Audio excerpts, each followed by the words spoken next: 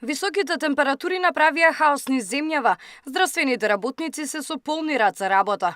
Телефонот во итната медицинска помош не престанува да ѕвони, а во Скопје најмногу се интервенирало на јавен простор. Значи имаме интервенции на јавни места, на работни места, во трговски центри, супермаркети, во училишта, во автобуси имаше.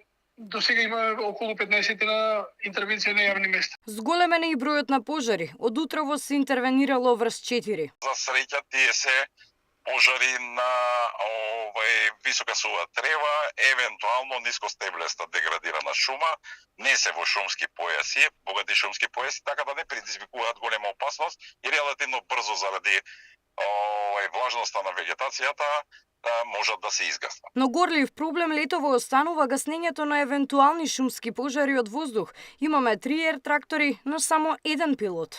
Со тоа немаме можност таквите ресурси да ги користиме оваа сезона, се дека не ще реши проблемот со пилотите. Ни остануваат на располагање 3 хеликоптера Бел од Министерството за внатрешни работи и по потреба, не често, но со оглед на некаков приоритет, еден хеликоптер од армијата на Република Македонија. Средношколците ја завршија годината, но тоа не е случај за основците.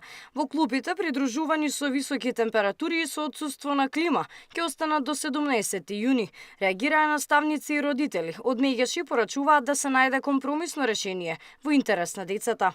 Ако нема согласност со разбирање од МОН, а инсистираат родителите, а тоа барање на децата, тогаш треба да се направи компромисно решение. Намалување на температурите се очекува од четврток. Габриела Лескова, Сител телевизија.